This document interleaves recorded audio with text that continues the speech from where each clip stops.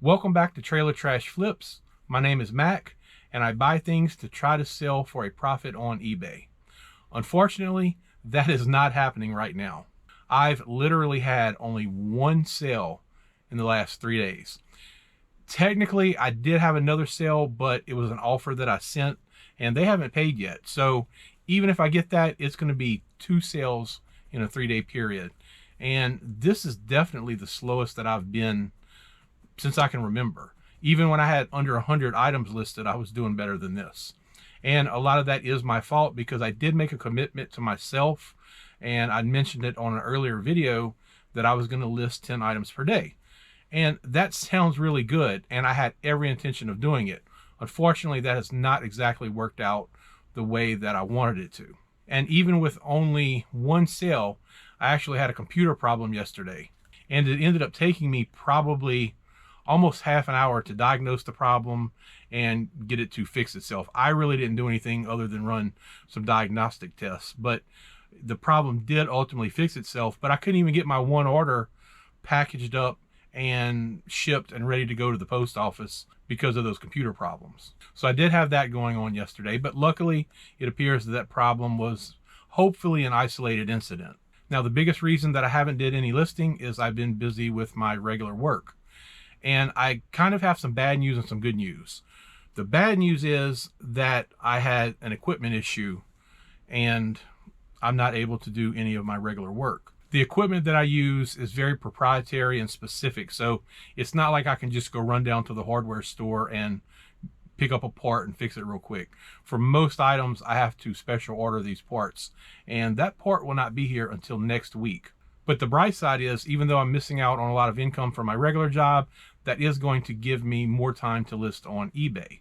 I've postponed and rescheduled all of my jobs until early next week. With the exception of Saturday, I do have about 2 hours worth of my regular work to do that doesn't require me to have the equipment that's down right now.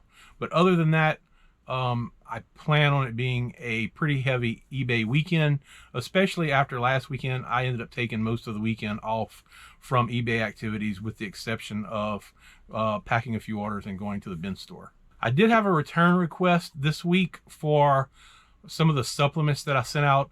If you remember a few videos back, I was selling, it was some kind of gut health supplements, and I sold all of them within a couple-day period.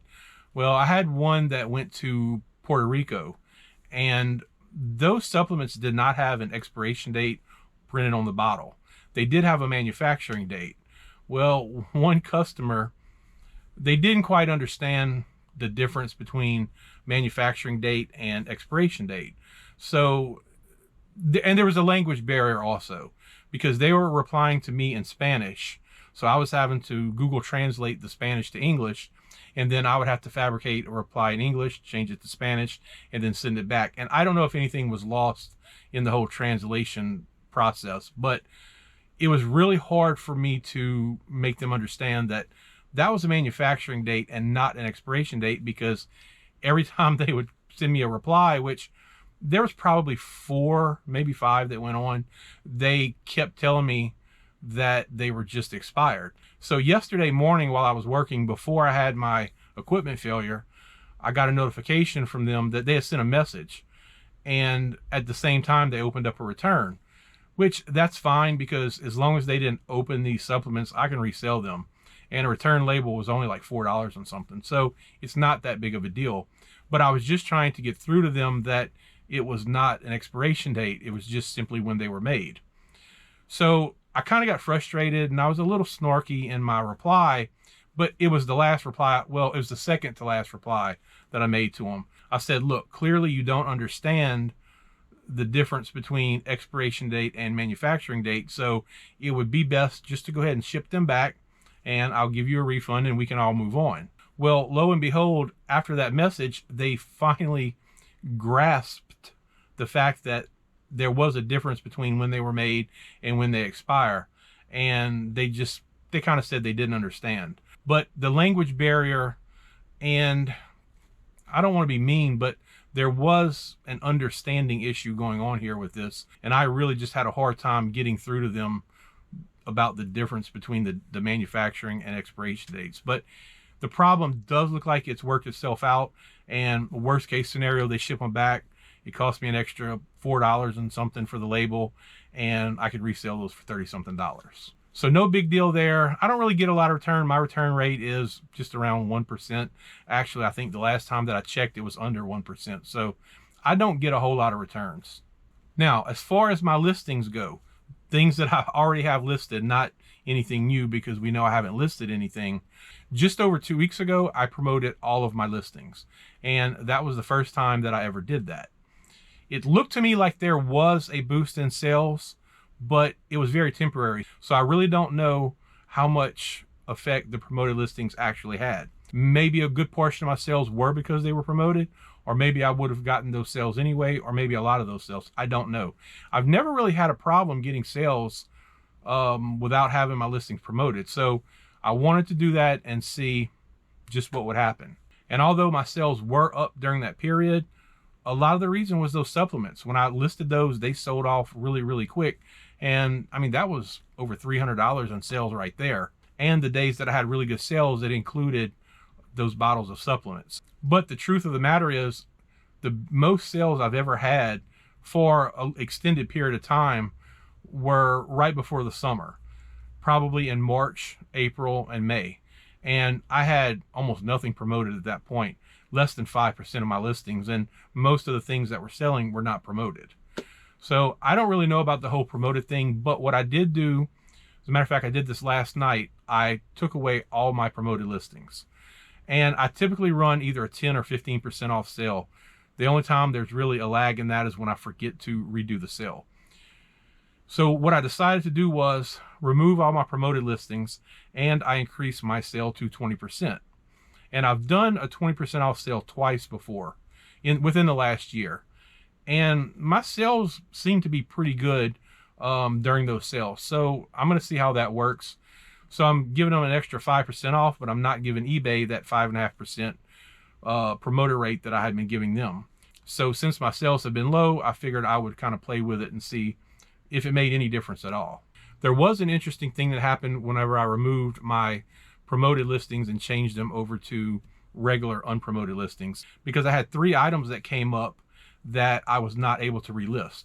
One of them was a book that was missing the ISBN number, and that's not a big deal because I can either put does not apply or I could go scan that number in.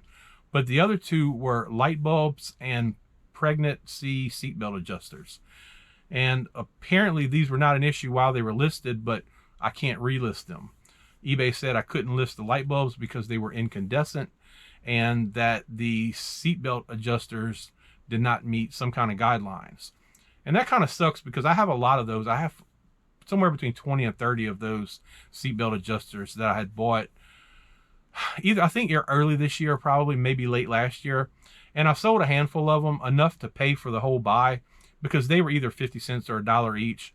But I do have a whole bunch of them left now that I can't sell, at least not on eBay. I can't sell them. So I don't know what I'm going to do with those. I don't know if I can sell those on a different platform or if I just need to pitch them. But the good thing is it's going to free up a whole bin that they're in right now for me to put newer listed inventory in. I did get scammed a little bit on a buy, but it was not a buy that I directly participated in. So here's what happened. My reseller friend, she actually had a family member who, well, he does like house flipping and renovations and things like that. So he often has a lot of things left over. So he contacted her and said he had a bunch of these dish drying racks left over, and if she wanted to buy them to sell on eBay. So she contacted me and asked me if I wanted to go in halves with her and buy some. And she sent me some screenshots of what he had sent her. The text message that he had sent her said 20 of them for $100. So that's $5 a piece. And I told her that I was not interested in buying half of them at that price because it was just too much. I didn't want to put that much money into it. And he also said they would only be $3 each if you bought them all, but he never told her how many he had total. So I said I would be willing to go in halves, but I'm only paying $2 a piece for them. And she sent him that response that she would buy 50 of them for $100. And he says, okay, and he would even deliver them. So I thought everything was good. But here's what I found out later. He requested that she go ahead and pay him through, I don't know, Venmo or Zelle or one of those deals, which she did. So she paid him $100, and it was 2 days later that he brought the drying racks by. The problem is he only brought 34 of them. And now he didn't know that I was a part of this whole sale. As far as he knew, it was just between them. And she asked him about where's the rest of them, and he gave her some kind of BS answer, you know, that that's all he had, and that was pretty much all he was going to do. And I really thought that was pretty crappy. And look, I'm not trying to say that I'm some kind of, you know, badass or something like that, but I really wish I would have been there for that. Because I don't think he would have gotten away with it quite as easy as he did. And maybe he thought it would be easier to screw a family member than somebody else. But I've never met the guy, and I don't want to meet the guy. But I think things would have went in a really different direction if I had been there for this deal. Even if I wasn't involved in it. You don't tell someone one thing, agree to it, and then screw them out of the rest of them. And he's never mentioned it again. And this guy had the audacity to contact her again and ask her if she wanted to buy some other items, supposedly at a cheap price, to sell on eBay. He had some lights, and I don't remember the other stuff. But I told her, I said, I wouldn't do any more dealings with him, period. And it pissed her off enough that she's not going to.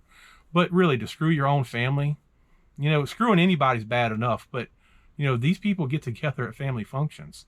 So the moral of the story is, don't pay people ahead of time. I mean, if he would have wanted a $10 deposit, I guess that's one thing. But he got his money up front, and then he ended up screwing her on the back end. So I would be very leery about sending money ahead of time. But I understand where she was coming from, because he was a family member. So you think that those are going to be the last people to screw you in any way, but that's simply not the case. Now, the truth of the matter is, we went from paying $2 a piece to $2.94, so roughly $3. And it's really more about the principle than anything else. I mean, the 94 cents is not going to make or break me, but it's just the way the whole thing went down. It really doesn't sit well with me. So I really hope I don't run into this guy anywhere, because, I mean, I'm not going to get in a fight with him. Well, I don't think I will, but I'm going to tell him something, because it's just not right to do that to family members or anyone else. So while I did get screwed a little bit in this deal, and she was very apologetic. She's like, look, you take more of them. I'm like, no, I'm not doing that. I still ended up with 18 of them, and I'm going to use one for personal use, and I still have 17 to sell. It may take me 2 years to get rid of these things. So I didn't want to take any more of them, but the whole thing, it really aggravates me when I think about it. And she's not as assertive as I am with things like that. So it is what it is. I just really can't believe the guy's audacity to try to sell her more items right after he screwed her, and just pretending like it didn't happen. So that is going to be it for today. I got sucky sales, and I may have a total of 2 orders if the second item actually gets paid for. But other than that, I just had pretty much an update about what's been going on with me, the little scam that went on, and really that's about it. Today is one of those days that I'm feeling very unmotivated. It's the end of the week, it's Friday, and I think I'm just getting old. I woke up this morning and I was sore, my back hurt. I didn't do anything out of the ordinary yesterday, and I just felt like, man, I don't want to do anything. But I did get up bright and early to check out the garage sale situation, which really wasn't very good. But when I looked at the garage sales this morning in my local garage sale groups, there weren't a whole lot of them out there. There was a few that were about 45 minutes to an hour away, which is a little bit more than I want to go for just a couple garage sales. I actually did have some garage sales that were in my area, but they were people who have garage sales like every weekend or every other weekend. And I've been to these people and I really never find anything. But some of them are having a garage sale literally every weekend. But the items they have, they're just not very good. So I tend to stay away from those. I ended up going to one garage sale, and it was a multi-family garage sale. So they had a lot of stuff. But everything that they had was priced kind of high. A lot of what they had was big items and furniture, which are things that I am not interested in. They also had a lot of things like racing and NASCAR and collectible items, and I am not familiar with those items. So because they were priced kind of high and I'm not familiar with them, I didn't want to spend 2 hours there trying to comp these items to see if they were worth picking up and possibly reselling. So I passed on all that stuff. I did pick up a few items, not very much, and after I pull my orders, I'll show you what I got, and I'll tell you how I apparently pissed the guy off who was at the garage sale. Okay, I just had another order come in, and it is in bin F9, and it is one of these Born Pretty nail polish kits. This sold for $10 plus shipping, and I have, I don't know, 2 or 3 of these, but they've been pretty slow movers, so I sent an offer out on it. Next item is in M1, and it is a Kenmore Elite water filter. It sold for a whopping $6.36 plus shipping. In F6, I sold an RV water replacement filter,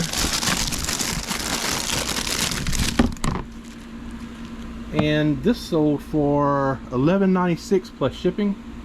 In H5, I sold, this is the black foam roll that I was waiting for the buyer to pay, some kind of premium EVA foam, and this sold for $10, and it was another item that I made an offer on. Yeah, $10 plus shipping. On the LP1 shelf, I sold this Coe Filtros de Reemplazo. All right, I don't really know Spanish. This Coe True HEPA odor eliminator replacement filter, and it sold for $20.76 plus shipping. In the E1 bin, I sold a Micro Tick. I don't know if I spelled that right.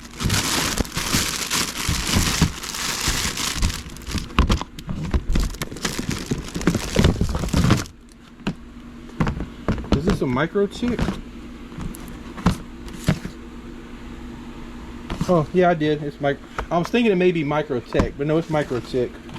Whatever this thing is, I don't even know. But it sold for $79.96 plus shipping. In the ugly cabinet, I sold a Play School Explore and Grow, some kind of toy, and I don't, it's probably down here. I'm going to put the camera down and move some stuff, because it's either on this shelf behind that stuff or on the bottom shelf. Okay, it was down there on the bottom shelf behind a bunch of other junk, and this sold for $9 plus shipping. And I don't remember if I sent an offer for this or not. I remember when I found these, I thought they would do a little better, but the comps on eBay are really not good for these. Back in my eBay room, in the Y bin, I sold an Olsen scroll saw blade. Man, I didn't think this thing was ever going to sell. I've literally had it over a year. But this sold for $7.16 plus shipping. Okay, I've got my orders packed up, and I've got a grand total of $155.20 for the 8 orders. And I can't remember if I said it earlier, I ended up with 1 extra order, and I couldn't remember if I told you about it. It was for like 10 bucks.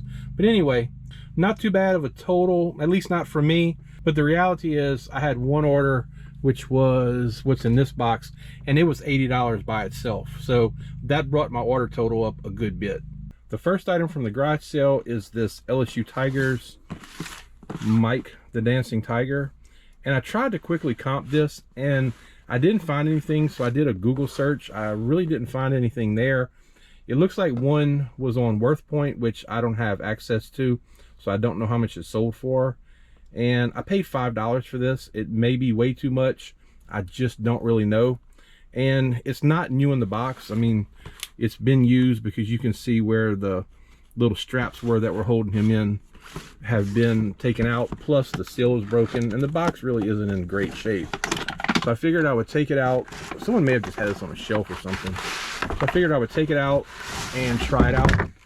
And this is one of those things where I should have checked the battery compartment to make sure there was no corrosion, and I did not do that. So I am going to need a screwdriver to get that open.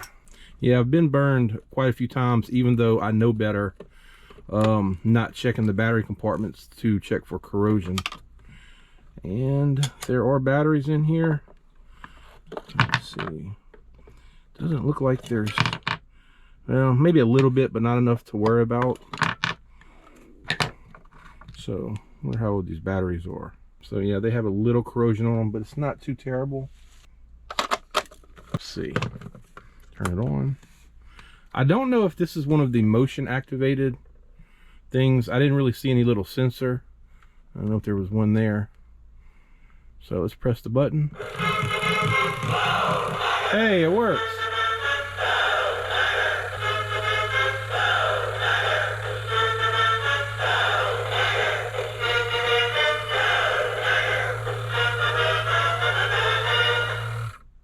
He doesn't do much dancing. I thought he should probably dance the whole time that the song is on. Oh, I see.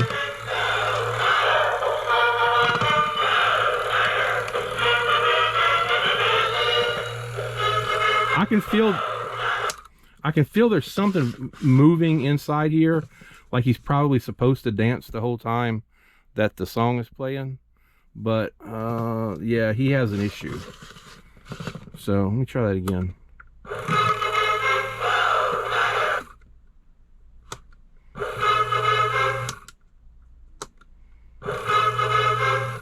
So he starts out okay for a few seconds, but there's something wrong with him, and I don't know if this is something that can even be easily fixed.